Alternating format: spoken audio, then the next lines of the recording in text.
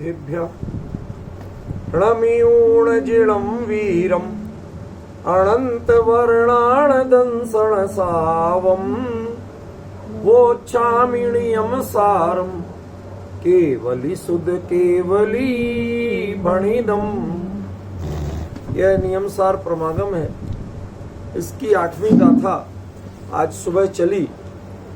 उसी को संक्षिप्त करते हुए फिर उसी के आगे का जो जितना हिस्सा बाकी था उसकी चर्चा हम लोग करेंगे। इसमें पहला शब्द है तस्स। तस्स माने उनके। उनके किनके? तो पिछली गाथा में आप्त का वर्णन था, तो उससे सीधा सीधा संपर्क हो गया आप्त के। और आप्त माने यहां पर मात्र तीर्थंकर परमात्मा को आप्त कहा गया है।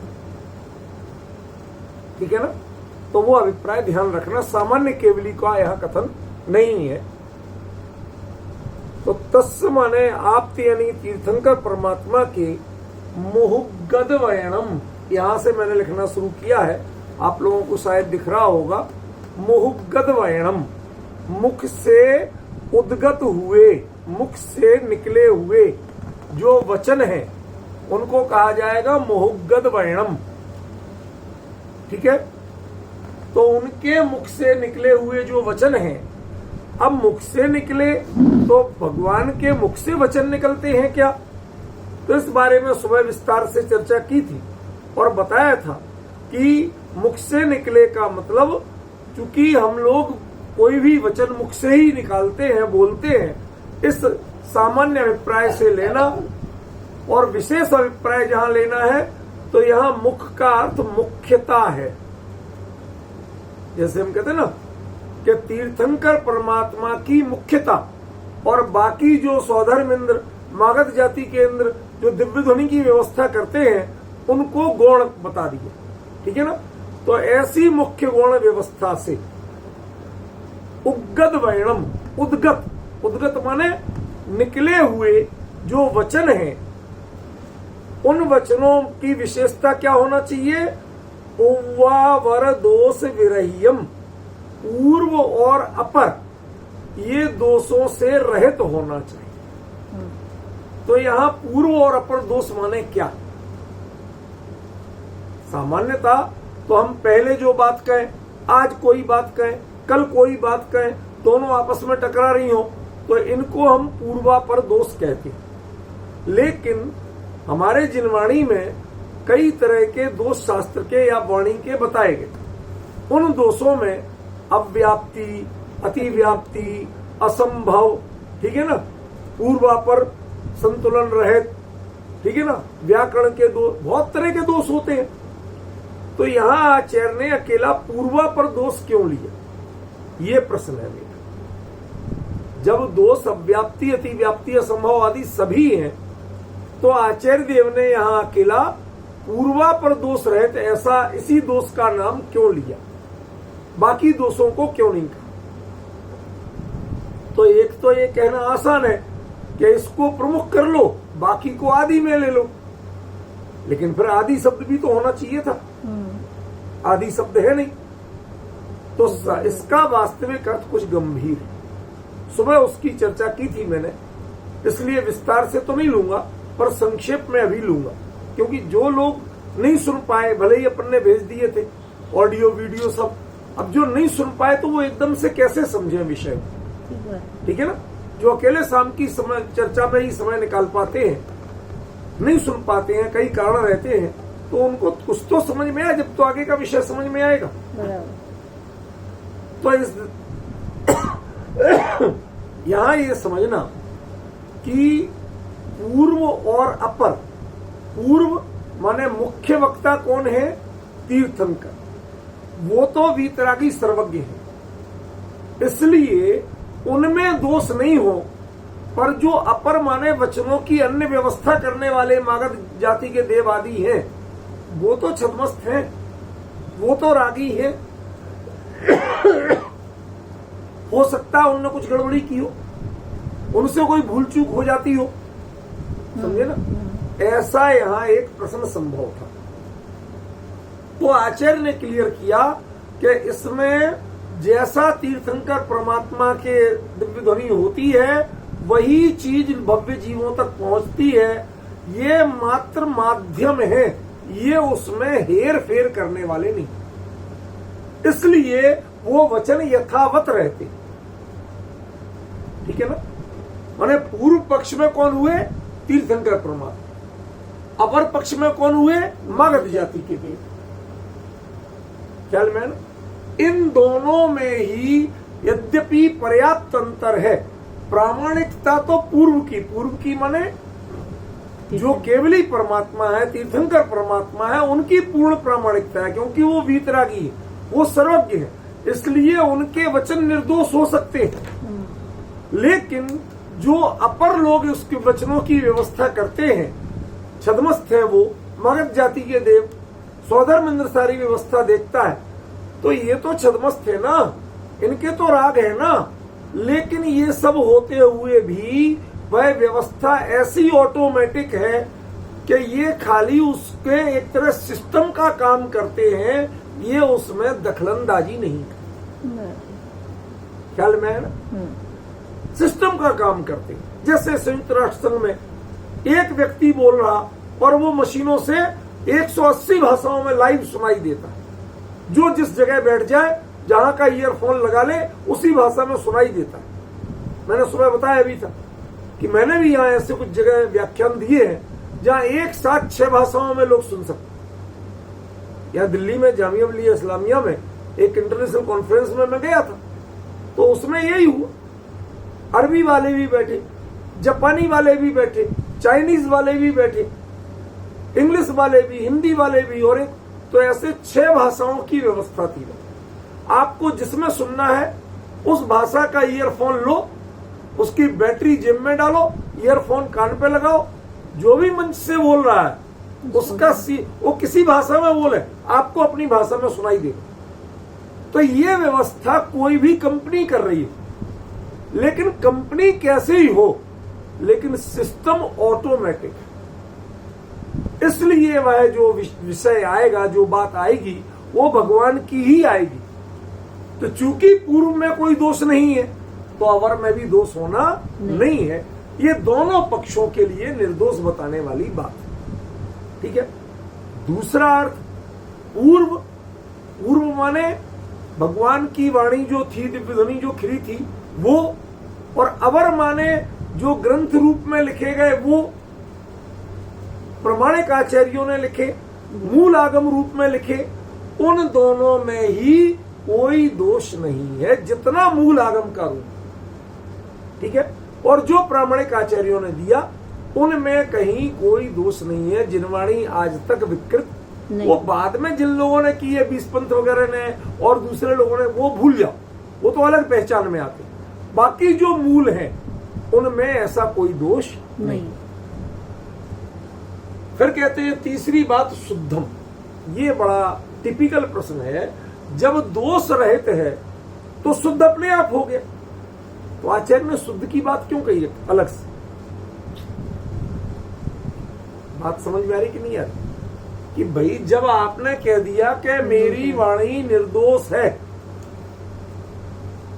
तो जो तीर्थंकर परमात्मा के मुख से उद्गत वचन है वो पूर्वापर दोष से रहित हैं, इसलिए निर्दोष हैं। जब निर्दोष हैं तो शुद्ध कहने की क्या जरूरत है? आज हमारे यहाँ लोग इतनी मेहनत नहीं करते। हाँ वो ये ठीक है, शुद्ध है, शुद्ध है। अरे पहले पहचानो क्या कह रहे आचार्य जी। ध्यान रखना, नॉलेज को हमारे यहाँ शुद्ध नहीं कहा गया, जानकारियों को शुद्ध नहीं कहा गया। सुमेरु पर्वत कितना ऊंचा, इसको शुद्ध नहीं कहा गया। ये जानकारी है, ये नॉलेज है, ये आत्महितकारी नहीं है। समझ गए? भगवान के समोसरण में बैठा कोई भी जीव चाहे कुछ भी सोच के जाए, लेकिन समोसरण के अंदर यदि पहुंच गया, 12 सभाओं में कहीं बैठा है, तो वह अपने हित के अलावा अन्य कोई जिज्ञासा कर नहीं सकता। और जब अन्य कोई जिज्ञासा कर नहीं सकता, तो तो भगवान की वाणी में जो उसे उत्तर मिलेगा वो उसके हित करने वाला ही मिलेगा, अहित करने वाला या जानकारी देने वाला नहीं मिलेगा। एक बड़ा कॉन्सेप्ट है, छोटी बात नहीं है। मतलब कोई भी जाए और क्षयोपशम की वृद्धि के लिए वो पूछने लगे कि साहब फला चीज कहां रखी है, तो कोई उत्तर उसका नहीं। असली बात ऐसा पूछ ही नहीं सकता कोई, ऐसी जिज्ञासा नहीं कर सकता। ये समूह शरण में परिणामों की भी मर्यादा होती। जिनके परिणाम विकृत हैं वो नीचे रह जाएंगे। नृत्यशालाएं, नाट्यशालाएं, कल्प वृक्ष, दुनिया भर के अगड़म बगड़म उनके लिए हैं उलझने के साधन। वो उनमें उलझे रह जाएंगे। वो 12 सभाओं तक पहुंचते ही नहीं है। 12 सभाओं तक वही पहुंचते हैं, भगवान की दिव्य ध्वनि वही सुनते हैं जो मात्र अपना हित चाहते हैं। ख्याल में? तो जब सामने सुनने वाले अपना हित चाहते हैं तो भगवान की वाणी में क्या आएगा? आत्महित की बात, आत्महित आएगा ना, और तो कुछ नहीं आएगा। नहीं। तो यहाँ शुद्धम का अर्थ है हितकारी। दोष रहित होना, बहुत सी चीजें दोष रहित हो सकती, लेकिन हमें काम की नहीं। किसी दुकान पे जाओ और उससे कहो भाई साहब फलां दवाई है, कहते हैं ये तो नहीं है, लेकिन इससे बहुत महंगी एक दवाई है हमारे पास, ये तो बहुत सस्ती दवाई है, चलेगा? नहीं। बात सस्ते महंगी की नहीं, बात किसकी है? बात हमारे लिए हितकारी दवाई कौन सी? तो नॉलेज की चर्चा वहां नहीं होती। सच कहूं तो वहां बैठ के कोई करणान योग, प्रथमान योग इनकी चर्चा भी नहीं करते। यद्यपि ये कहा जाता है, सचिन ध्यान से सुनना, यद्यपि ये कहा जाता है कि भगवान की वाणी में जो जीव बैठते ना, जितने प्रथमान योग के ग्रंथ पढ़ो तो उनमें छूटते ही ऐसी बात आती है कि एक दिवस विपलाचल तीर समो शरण आयो महावीर। वहां राजा शरणित पूछते रहे कि फला रानी की कथा सुनाओ। गौतम स्वामी कहते भये, अरे श्रावक श्रोमणी सुनो, फला देश में फला नगर में नदी के किनारे फला नगर में फला नाम का राजा था। ये सब किस्से कहानी कोई नहीं पूछता, ना कोई वहां जिज्ञासा रखता, ना किसी को फुर्सत पड़ी, और ना भगवान किसी को इंडिविजुअली अटेंड करते। वो तो उनकी वाणी में विशेषता होती है, दिव्य ध्वनि में, कि वो सबको एक साथ उत्तर सुनाई देता है। ये दिव्य ध्वनि की विशेषता है। वो ऐसा अलग से कुछ बोलते नहीं। ख्याल में?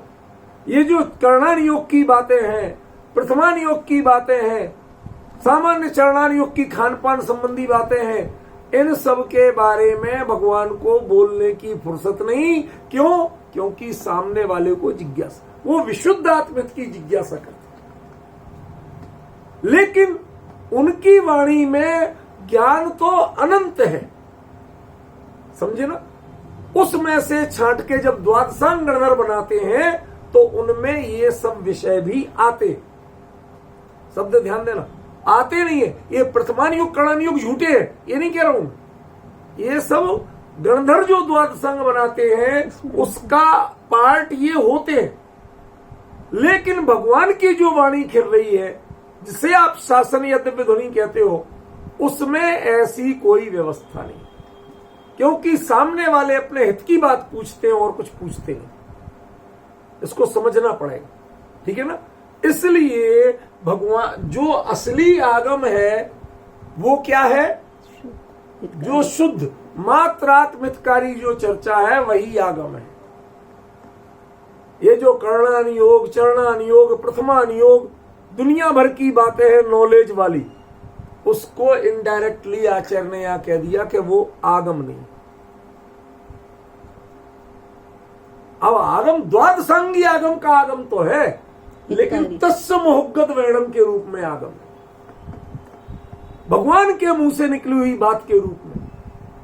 सामने जब अपने हित की बात पूछ रहे तो भगवान दूसरी बात क्यों बताए? बराबर। समझ में आ रहा? ये बड़ा भारी अंतर, ये समझने का अंतर। लोग बाग प्रश्न करते हैं कि साहब ये सोनगढ़ वाले कुंदाचार्य के ग्रंथ तो मूल आगम है ही नहीं, फिर उन्हें ये परमागम क्यों कहते हैं? बिल्कुल सही कहते हैं। तुम्हें आगम मानने से ऐतराज है ना, तुम परमागम कह देते। क्यों? क्योंकि परिभाषा के अनुसार असली आगम तो यही है, क्योंकि इनमें आत्महित की प्रधानता से कथन है, इसमें और किसी की प्रधानता से कथन नहीं। जनरल नॉलेज वाली बातें इनमें नहीं। समझ गए ना? कौन से गुण स्थान में कितने कर्मों की बंधु विच्छुत्ति होती है, इसमें कहीं नहीं कहा। ठीक है? किस देश का राजा कौन था, रानी कौन थी, लड़का कौन था, कब दीक्षा ली, कोई चर्चा नहीं है। समझ रहे? चढ़ाने योग में कौन से उसको कौन सी दिन कौन सी रस्सी करना चाहिए, कहीं चर्चा नहीं है। बताओ कहीं दी हो आज तक तुमने कुंदाचार्य ग्रंथों में पढ़ी हो तो बताओ। नहीं पढ़ी ना।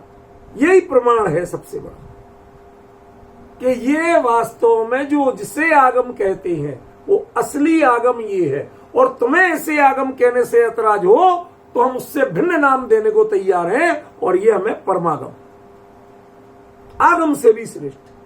क्यों? क्योंकि आचार्य ने जो हमें परिभाषा बताई वो मात्र आत्महितकारी वचन है, वो ही शुद्ध है, और उन्हीं का नाम आगम है। यदि ऐसा, अब आगे जो बात आने वाली है सचिन, ये सुबह नहीं आई थी, सुबह बात यहीं तक रह गई थी, इसी का विस्तार चला था। अब आप समझ लो पूरा 1 घंटा चला था तो कितना विस्तार आया होगा, लेकिन वो आपके सामने ऑनलाइन है तो सुन लेना। अभी तो मुझे अर्थ बताने के लिए जितना बताया था वो बताया, अब तो मैं उसके आगे चर्चा करूंगा ना। तो यदि ऐसा जब जब कुंदाचार्य देव यदि ती ऐसा कहते हैं तो उसका मतलब कहीं ना कहीं इशारा कर रहे हैं ऐसा। अब लेकिन ध्यान रखना, नियम सार की रचना सीमंदर भगवान के पास आने वहां से लौट के नहीं हुई थी, उसके पहले हो गई थी। क्या प्रमाण है? क्या प्रमाण है? यदि परी कहिदम, परी सभी ने, समन्ता जितने भी आज तक आप्त हुए हैं, जितने भी तीर्थंकर हुए हैं, उन्होंने ऐसा ही कहा कि जो आत्महितकारी वचन है वो ही आगम है, बाकी आगम नहीं। वो आपकी नॉलेज बढ़ाने वाली चीजें हो सकती, लेकिन आगम कौन है? जो शुद्ध है, जो शुद्धात्मा की बात करता है, जो आत्महित की बात करता है, बस वही आगम है। और ये किसी एक की बात नहीं, सभी की। आजकल लोगों ने सीमंदर भगवान को सोनगढ़िया बना दिया। क्यों? सोनगढ़ियों के मंदिर में मिलते हैं। और सोच कितनी बदल गई, कितनी विकृत हो गई। हम सच बात को वस्तु से स्वीकार नहीं कर सकते, हर चीज में बंटवारा कर देंगे, तेरा मेरा कर देंगे। 20 तीर्थंकर की पूजा तुम भले आदमी रोज करते हो, उनमें सीमंदर आते कि नहीं आते? वो पूजा करोगे फिर भी सीमंदर सोनगढ़िया है। तो इसलिए आचार्य ने कहा कि आगे ऐसे जीव होंगे जो सीमंदर भगवान को सोनगढ़िया कह सकते हैं, उनकी बात करने वालों को सोनगढ़िया कह सकते हैं। तो उन्होंने कहा भैया देखो ये किसी सीमंदर वगैरह की बात नहीं है, ये तो परी कहिदम। आज तक जितने जिन्होंने परमात्मा हुए सबने यही बात कही और दूसरी बात नहीं कही। बात समझे? सबने यही बात कही, दूसरी बात कही ही नहीं, किसी ने जिक्र ही नहीं छेड़ा दूसरी बात का। समझे ना? इसलिए क्या शब्द जोड़ दिया? परी कहिदम, परी समन्ता, चारों ओर से घेर लो। इतना ही नहीं, चारों ओर से जब घेरोगे तो मतलब क्या होगा कि जो आज तक हुए उन्होंने भी यही कहा, जो वर्तमान में हैं उन्होंने भी यही कहा, और जो भविष्य में होंगे वो भी यही कहने वाले हैं कि मात्र आत्महितकारी वाणी ही आगम है, बाकी वाणी आगम नहीं। अब समझ में आ रहा कितना अंतर पड़ रहा है, क्या गेम हो रहा है इसमें। गेम माने क्या रहस्य खुल रहा है जिनको हमने सोचा ही नहीं। आचार्य यदि कोई भी शब्द, कोई भी विशेषण, कोई भी उपसर्ग यदि प्रयोग करते हैं तो उसके बाद उसका अर्थ पूरा का पूरा बदल जाता है। ख्याल में? तो ऐसा कहा गया है, मतलब कुंद ने ये कह दिया ये मेरी बात नहीं है। नहीं तो क्या होता कि हाँ साहब तुमने आत्मा आत्मा की बात की है इसलिए तुम अपने को आगम सिद्ध करना चाहते हो। जो वर्तमान में है और जो भविष्य में होंगे सबके द्वारा यही कहा जाने वाला है, चाहे वो भरत क्षेत्र के हो, चाहे विदेश क्षेत्र के हो, चाहे धातकी खंड के हो, अढ़ाई द्वीप में जहां जहां तीर्थंकर होंगे सब एक ही बात, सब यही बात कहेंगे, दूसरी बात कहने वाले नहीं है। ये रहस्य बताया आज। और आज तक हम लोग क्या जानते थे, आगम माने बड़े दिमाग में वायरस था। आगम माने द्वादशांग नहीं, आगम माने आज के समय में खाली सटखंडागम और कसाय पौड़े, ये तो आगम है। जो कर्मों की और कसाई की बात करते वो तो आगम है, और जो आत्मा की बात करते वो सोनगढ़ी। ये जो दिमाग में वायरस घुस गया था उसके लिए स्पष्टीकरण दिया कि भाई ये बात तो अनादिकाल से तीर्थंकरों ने ऐसी ही कही है और अनंत काल तक जितने तीर्थंकर होंगे सब यही कहने वाले हैं, ये कोई मेरी बात नहीं। ख्याल में ना?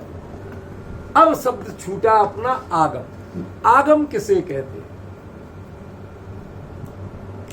देखो, आसमंतात गमयति इति आगम, जो पूर्ण ज्ञान कराए। क्या कराए? पूरा ज्ञान कराए। तो एक बात बताओ, आज जितने भी आगम मौजूद हैं उनमें से कौन सा आगम आपको सर्वज्ञ बना सकता है? मेरा प्रश्न समझ में आ रहा है कि नहीं आ रहा?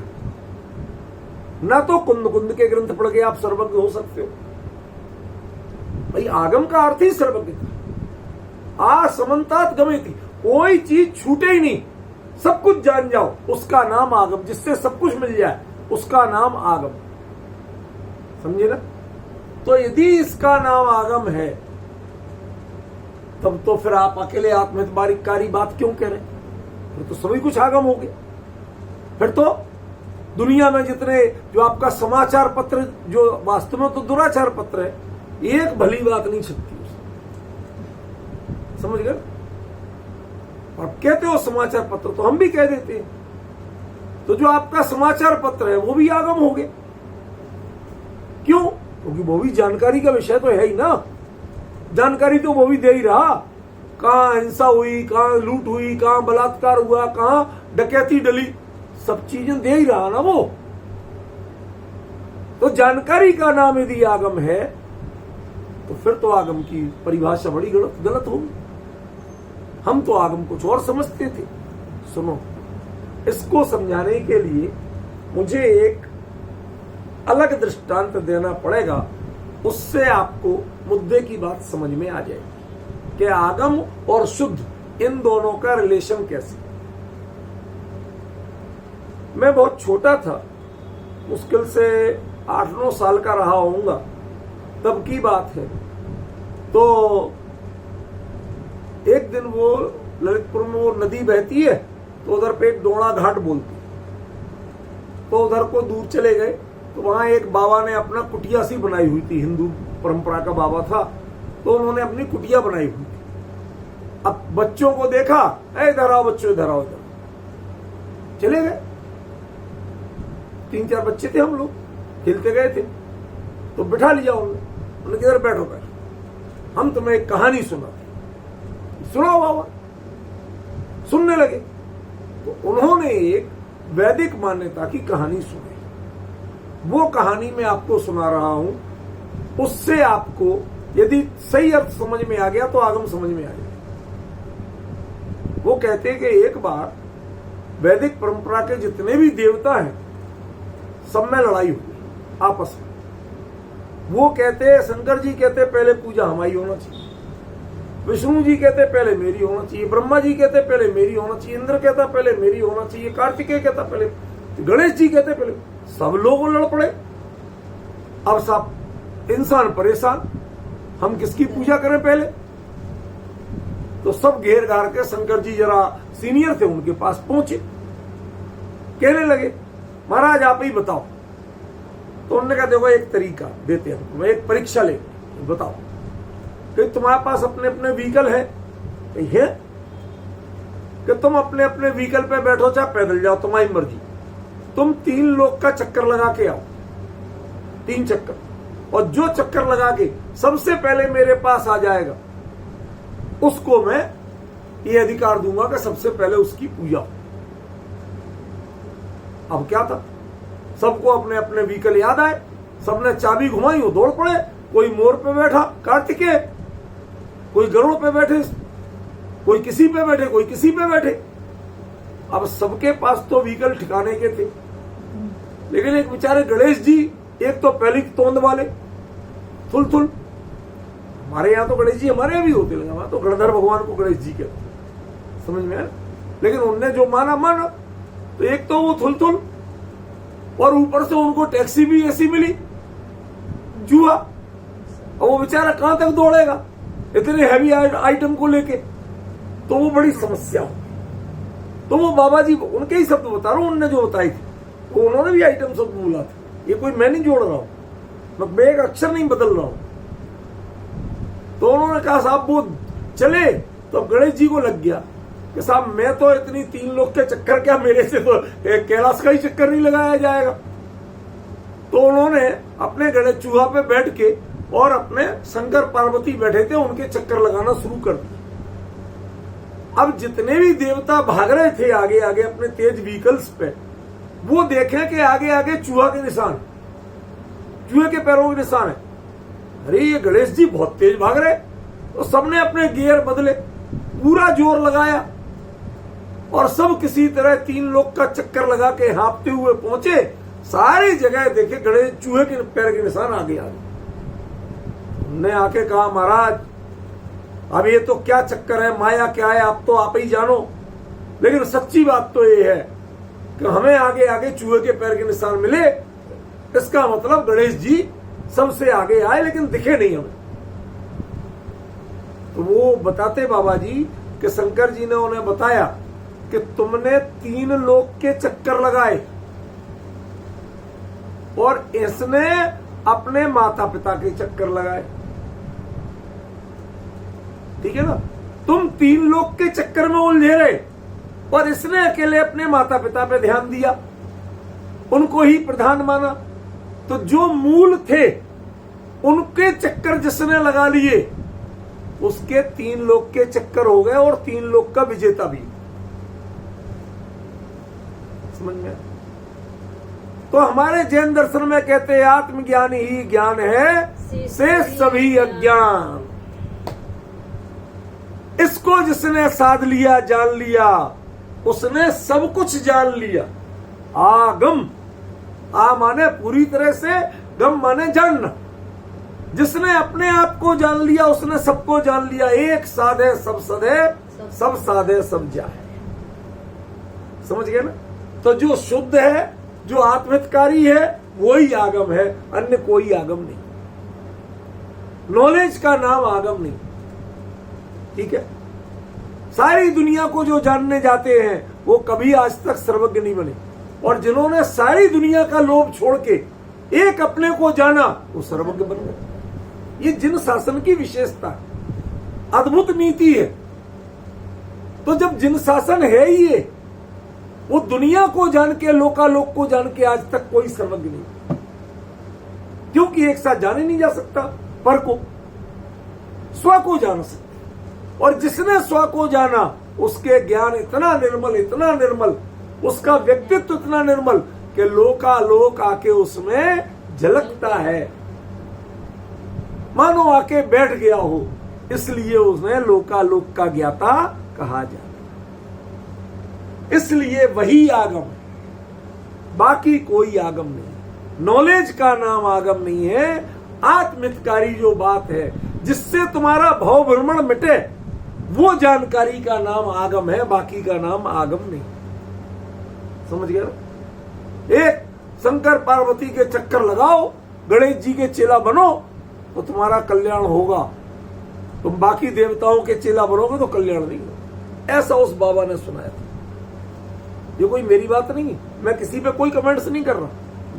ये तो उन बाबा जी के जब 8-9 साल की उम्र का आज तक याद है, कैसे बैठे थे, कहां बैठे थे, सारी चीजें याद है। समझे ना? तो ये जो चीज है आगम माने क्या? मूल तत्व ज्ञान को जिसने पा लिया उसका नाम आगम। साहब ये तो आप कह रहे, कहां लिखा? तो वो कहते तीर्ण कहिदा तच्चत्था अवंती। क्या आगम जो कुछ कहता है वो मात्र तत्वार्थ होते हैं। तत्वार्थ के अलावा जो कुछ कहा जाता है वो आगम नहीं। बोलो, इसी गाथा में उत्तर मिल गया कि नहीं मिल गया? माने क्षयोपशम की वृद्धि के लिए, दिमागी कसरत के लिए जितनी चीजें मिलती हैं वो खरे खर आगम नहीं। उनमें अपना हित जितना निकाल लो उतना ही आगम है। अपने हित के अलावा क्षयोपशम की वृद्धि के लिए जो कुछ है उसका नाम आगम नहीं। टोडरमल जी जैसे महान ज्ञानी ने संदृष्टियां बनाई सम्यक ज्ञान चंद्रिका में। संदृष्टियां माने ऐसे बड़े बड़े फार्मूले और मैप, समझ गए ना?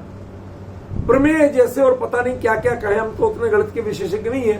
वो उसके चार्ट बनाए जिनमें गणित के द्वारा कर्म व्यवस्था की सूक्ष्म बातें समझी जा सकती, जो सामान्य गणित से समझ में नहीं आता, वो बनाई। लेकिन उसके बावजूद टोडरमल जी क्या कहते हैं? आत्महित तो अध्यात्म विषय है, आगम विषय उन्होंने आत्महित नहीं कहा। असली आगम कौन है? कि जो आत्महित की बात करता है वो ही आगम। जो आत्महित की बात नहीं करता वो आगम नहीं। वो नॉलेज हो सकती है, वो मेरे काम की चीज, और जिसमें मेरा हित ही नहीं है वो मेरे लिए किस काम का? कर्णा योग की कितने गुण स्थान, कितने मार्गणा स्थान, कितनी कर्म प्रकृतियां, कौन से गुण स्थान में कौन सी बनती, कौन सी छूटती। जो मोक्ष श्रेणी आरोहण करते हैं वो इस सब का विचार करते हैं? नहीं करते। वो तो उपयोग अपने स्वरूप में ले जाते हैं। कल चर्चा आई थी ना, अप्रतिहत ज्ञान दर्शन, उसमें इनकी चर्चा ही नहीं। कल बताया था भगवान की दिव्य ध्वनि में ये द्वादशांग की पारिभाषिक शब्दावली नहीं आती है, टर्मिनोलॉजी नहीं आती। ये अंतर आपको सीखना पड़ेगा, समझना पड़ेगा, वरना आप चूक कर जाएंगे। ख्याल में? तो यदि परिकहिदम तक तो क्लियर हो गया था। दू माने दो अर्थ होते हैं। एक अर्थ होता है और एक अर्थ होता है किंतु।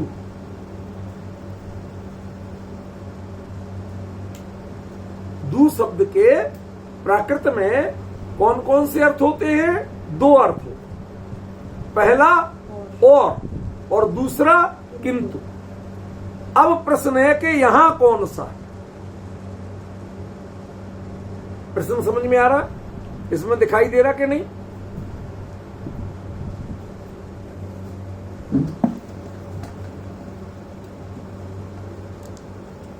बात समझे? इसमें दिखाई दे रहा एक शब्द है और शब्द का अर्थ एक अर्थ है और दूसरा अर्थ है किंतु। अब प्रश्न ये है कि यहां आचार्य देव ने दू का प्रयोग किस अर्थ में किया? और अर्थ में कि किंतु अर्थ में?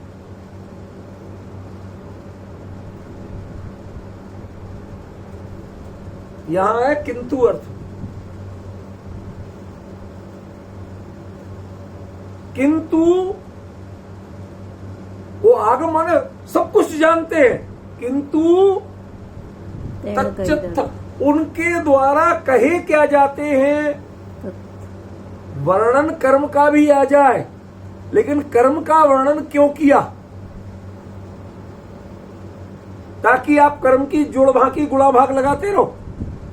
क्यों मुकेश जी? नहीं। शांति भाई, शांति भाई, 8 कर्म 48 प्रकृतियों का वर्णन जो किया जिनवाणी में, वो क्यों किया?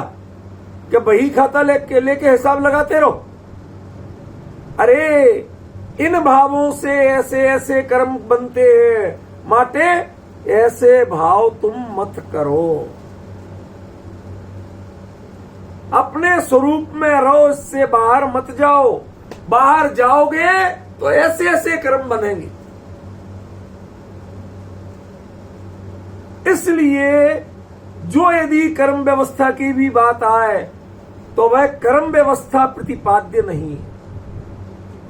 भगवान ने कर्म की चर्चा कर्म क्यों बता सिखाने के लिए नहीं की।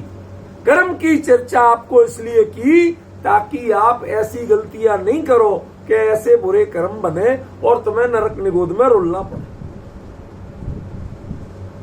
अब पॉइंट समझ में आ रहा है कहां चेंज हो रहा है? इसलिए यहां दू का अर्थ किंतु। जिनवाणी में लिखा हुआ बहुत सारा विषय मिलेगा। आचार्यों ने ही लिखा है, किसको सच्चा कहें किसको झूठा कहें, समझे? तो आचार्य ने बड़ी सावधानी से बात कर, किंतु उनमें जो तत्वार्थ आत्महितकारी बातें समझ में आती हैं तुम्हें, बस वो ही कही गई हैं, बाकी कही नहीं। बाकी जो बातें कही भी है ना, उन पे गौर मत करो। सचिन, तू रेडीमेड का काम करता है ना, बाजार से शोरूम से एक शर्ट लाओ और उसको पहनने लायक बनाने में आधा घंटा लग जाएगा। पहले डब्बा हटाओ, फिर पन्नी हटाओ, फिर उसमें 50 आलपिन घुसी होती है, कितनी प्लास्टिक के टुकड़े लगे होते हैं, एक एक को हटाते हटाते निकालते निकालते फिर उतने बटन लगे, वो सब खोलो तब जाके ट्राई कर पाओ। तो एक काम करते कि तुम्हारे लिए खुली खुलाई शर्ट देते, खरीदोगे? पसंद करने के लिए उसमें पूरी क्रीज दिखना चाहिए, डिजाइन दिखना चाहिए, चमक, लेकिन जब यूज करना है तो वो एक एक आइटम सब बेकार है, किसी काम की नहीं। कि साहब ये चीजें जब आपने शर्ट खरीदी तो उसमें पैकिंग का चार्ज लगा के नहीं लगा?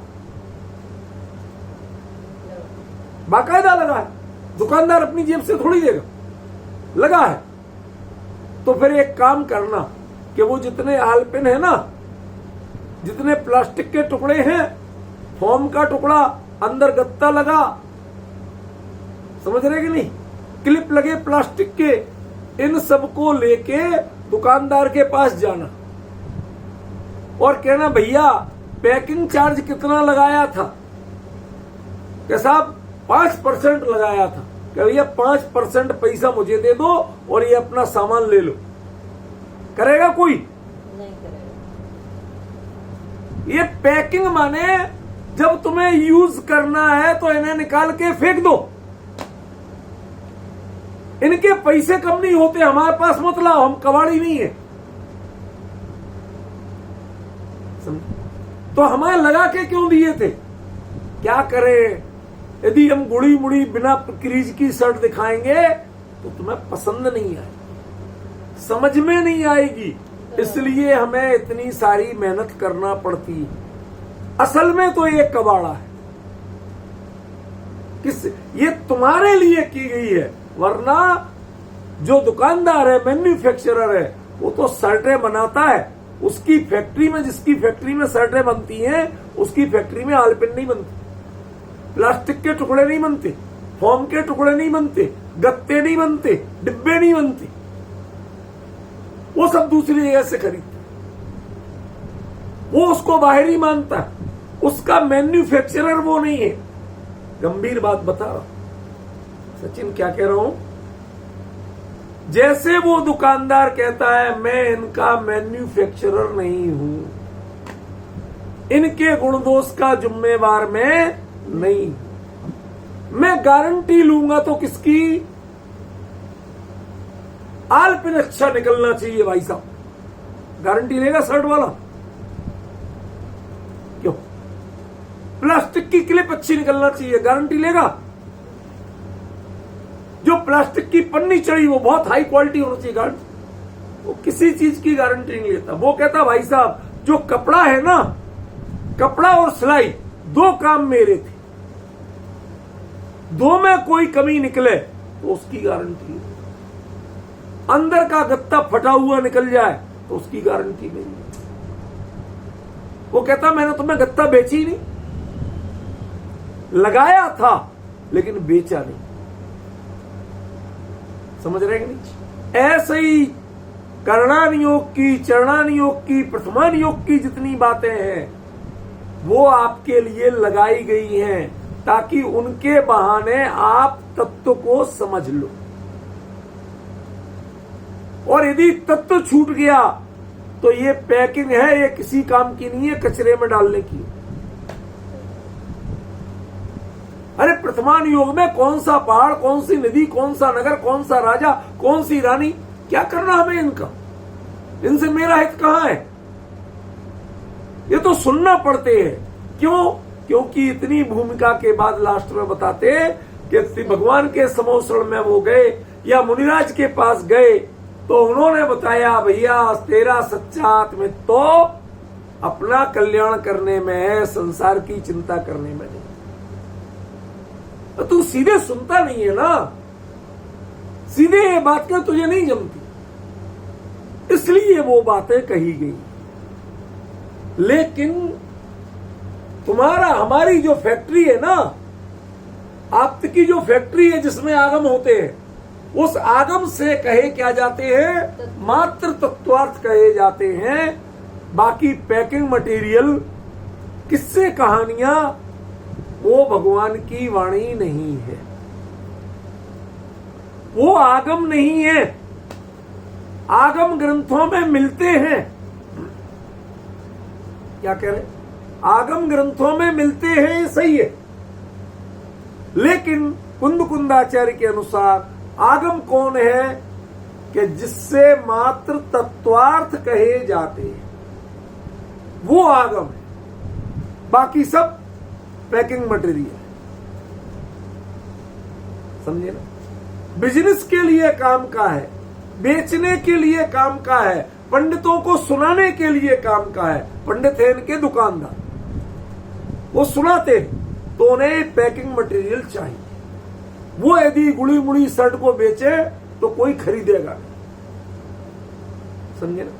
सीधी आत्मा की बात कह नहीं आती समझ, तो भैया किसी को प्रथमान योग के माध्यम से, किसी को कर्म व्यवस्था के माध्यम से, किसी को आचार शास्त्र के माध्यम से, विभिन्न माध्यमों से बताते हैं।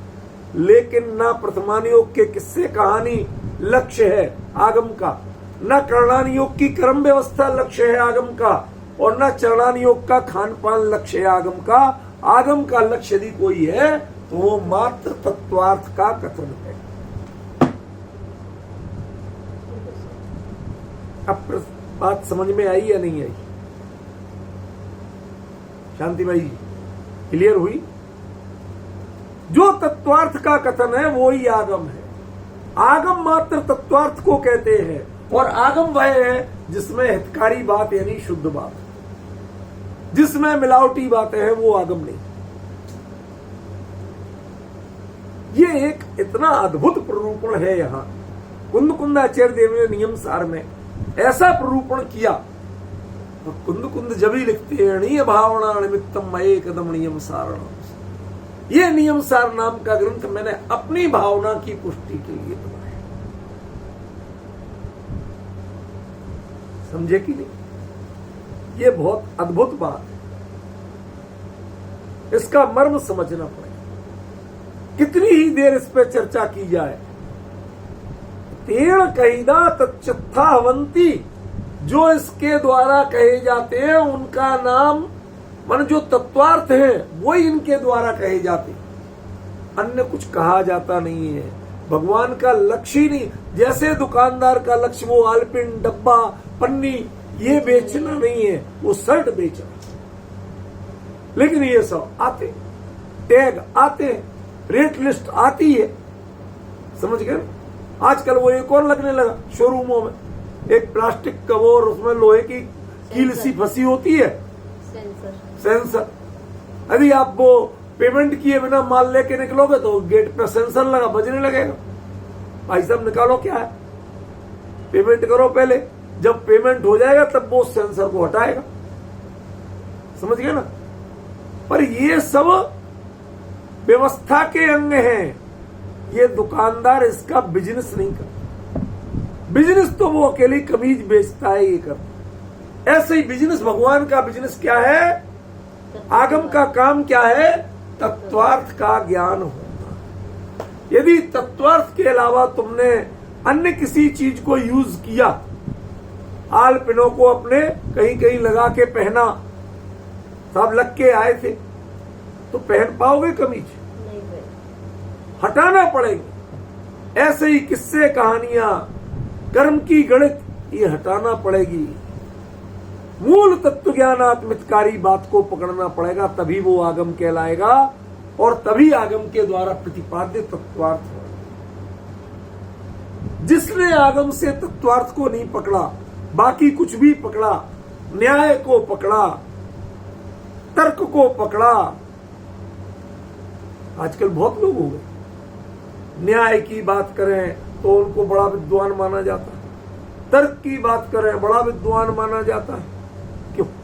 कर्म की व्यवस्था में जानते हो, कर्णानियोग के तो बड़ा विद्वान माना जाता है। लेकिन आचार्य कहते हैं जो तत्व की बात करते हैं वो ही विद्वान है, वो आगम के जानकार है। इसके अलावा जो चर्चा करते हैं वो ना आगम के जानकार है, ना वो भगवान की वाणी के अनुयायी है, और ना उन्होंने भगवान की वाणी के मर्म को समझा। वो क्षुद्र क्षोभसम के खेल में खेल रहे, उसमें मग्न है। सत्य को उन्होंने जाना, समझा, परखा नहीं। कितने साफ शब्दों में कहा, तेण दू कही, किंतु। अब समझ में आया सच्चे दू का अर्थ किंतु क्यों है? उसमें विषय बहुत मिलेंगे, लेकिन ध्यान रखना उनके द्वारा, आगमों के द्वारा जो कथित हैं वो क्या है, मात्र तत्वार्थ कहे गए हैं, उनके द्वारा और कुछ कहा गया नहीं। यदि तुम्हें और कुछ सुनाई देता है और कुछ समझ में आता है तो भाई साहब तुमने आगम नहीं जाना, भगवान की वाणी नहीं सुनी, तुम कुछ और सुन के आए हो। तोता मैना का किस्सा सुन के आए हो, तुमने भगवान की वाणी सुनी।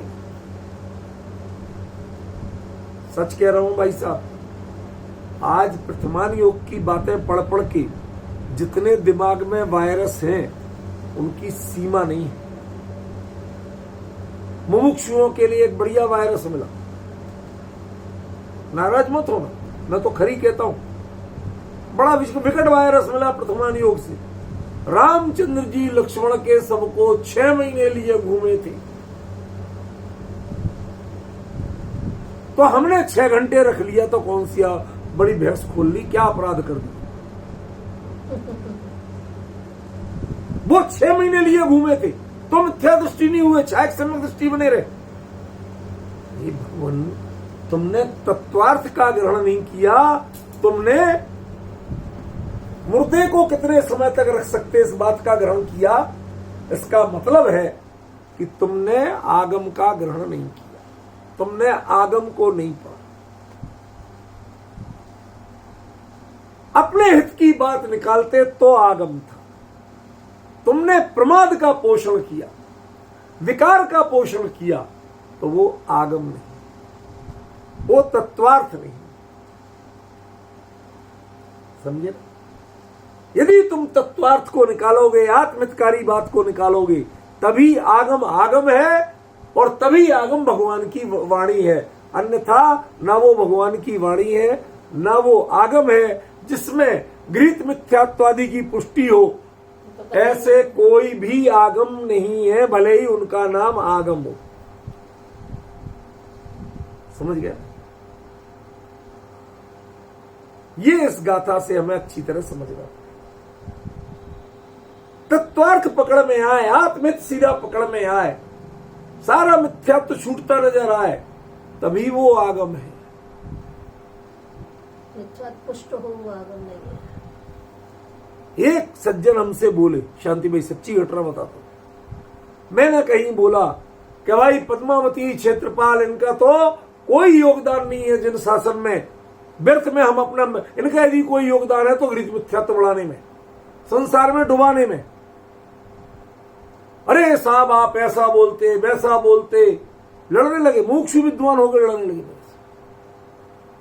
टोडरमल जी ने लिखा है किसी की बुराई नहीं कर रहा। अरे बुराई कौन कर रहा है?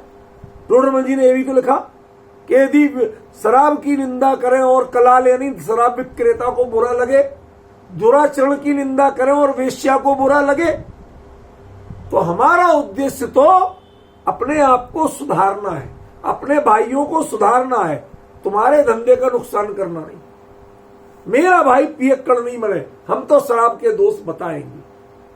ये पंक्ति नहीं पढ़ी उन्होंने, वो पंक्ति तो पढ़ ली, क्या किसी की बुराई नहीं करना चाहिए है? और बाद में खड़े होके पद्मावती क्षेत्रपाल की स्थापना कराते नजर आते। ये तुम्हारे अंदर का गृहित मिथ्यात्व बोल रहा था, जो तुम विरोध कर रहे थे। हमने क्या गलत कहा था कि ये यदि वास्तव में जिन शासन के मर्म को जानते तो ये अपनी पूजा नहीं कराते, यदि ये सम्यक दृष्टि होते तो ये भगवान की पूजा छुड़ा के अपनी पूजा नहीं करा रहे होते। भगवान तो रागी है नहीं, वो तो कह नहीं सकते कि किसकी पूजा करो किसकी नहीं करो, लेकिन ये तो रागी है। यदि इनमें सम्यक दर्शन हुआ होता तो ये आज तक अपनी पूजा नहीं कराते, कहते भैया मेरी पूजा छोड़ो, भगवान की जाके करो। समझो, आज तक उन्होंने ये लोगों से अपनी पूजा कराई और भगवान की छुड़ाई, इसका मतलब वो आज भी मिथ्या दृष्टि है। ये एक नया प्रतिपादन आप लीजिए, दृढ़ता से कह रहा हूं कि आज भी मिथ्या दृष्टि है, सम्यक दृष्टि नहीं। सम्यक दृष्टि हो जाए तो वो जिन आज्ञा का विरोध कभी कर सकता नहीं।